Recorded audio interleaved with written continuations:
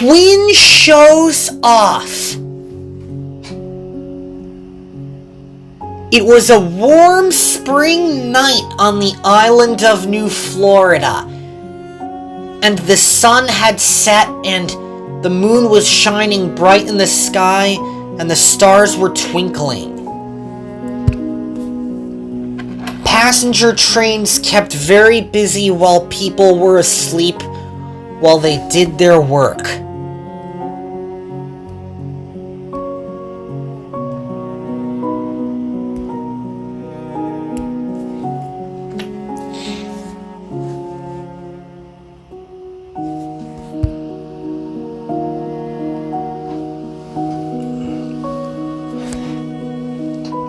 Women trains had to work at night too, because they were being really useful with their work on Herc, and they were doing their best.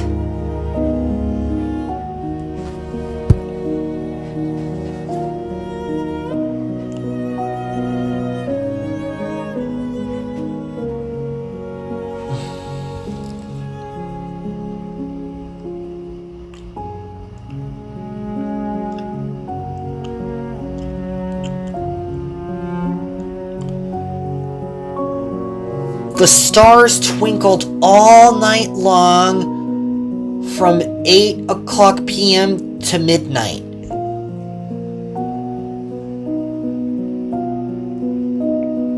Quinn was exhausted from a hard day's work, so she backed into Notham's sheds.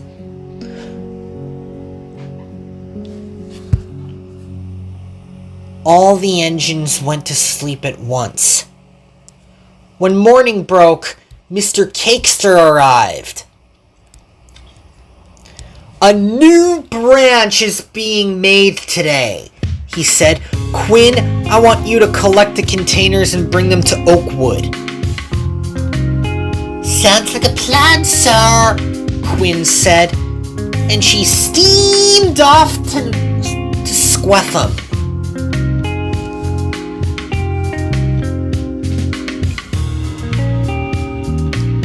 When Quinn got there, she buffered up to the freight cars and steamed off with 85 cars.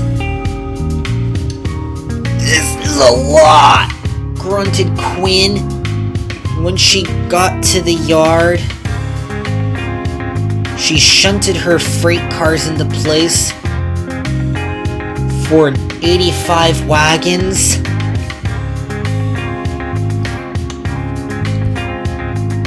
And she huffed off with all of her horsepower.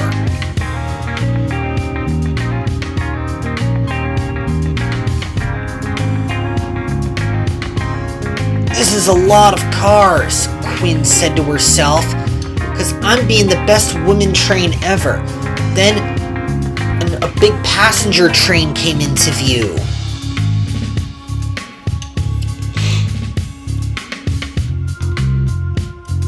The passengers were enjoying the smooth ride while the train clattered along.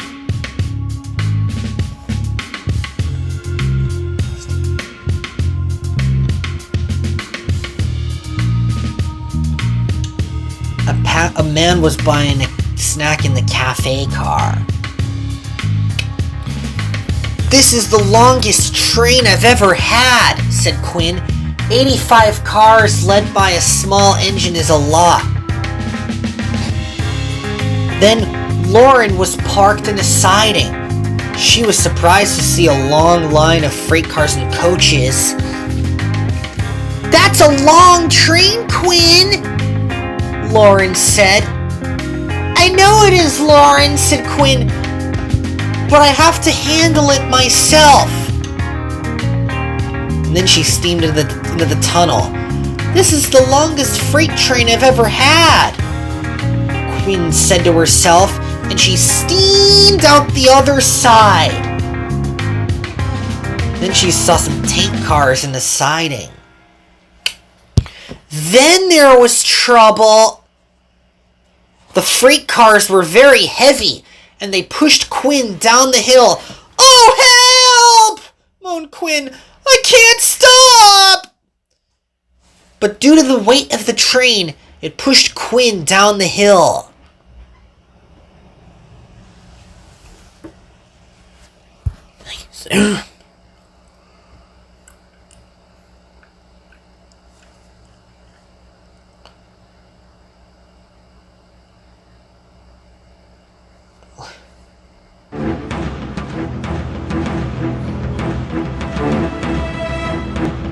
And then she rocketed along, bouncing around.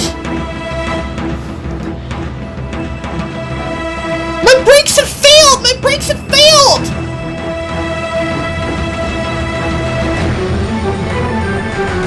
Sam was parked in a siding with a load of troublesome trucks. She was waiting for Quinn to pass, then she rocketed by. Whoa, Quinn! You're going so fast, said Sam. This is really unexpected. And then she reversed direction to catch up to Quinn. Get it, please! And the trucks, faster, laughed the troublesome trucks, and then Sam reversed down the line at full speed. And then the brake van hitched up, and then Sam began to slow the train down, but by doing that, Quinn uncoupled from her freight cars and rocketed away down the line and right into the side of the Union Station in Oakwood!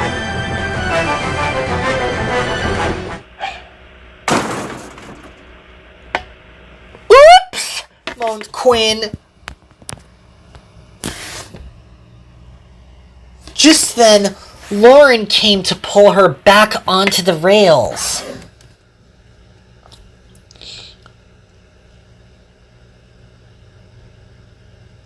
Thank you for that, she said. No problem, Quinn, Lauren said. On the way to the works, she had to be taken by a truck, but it was stuck on the tracks. Then there was trouble.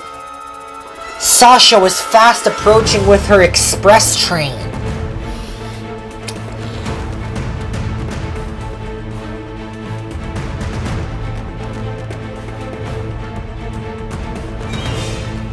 Oh no! Moaned Ida. There's gonna be a crash!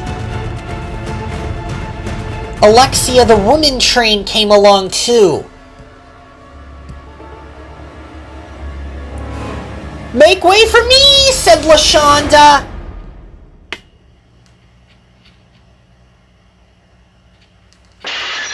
Sasha's driver slammed the brakes on, but it was too late. Ouch! Moaned LaShonda, and then the freight cars began to all derail at once.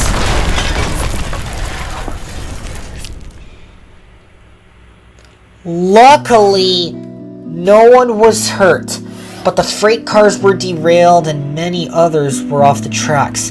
One of the Amfleet cars stayed on the tracks and Ida was derailed. I'm sorry we let this happen, moaned Ida. We'll get out of here soon, said LaShonda. Becky delivered the train for you, Quinn, said Sasha. That's good work, said Alexia. Thank you for Becky, moaned Quinn. She did a good job for me.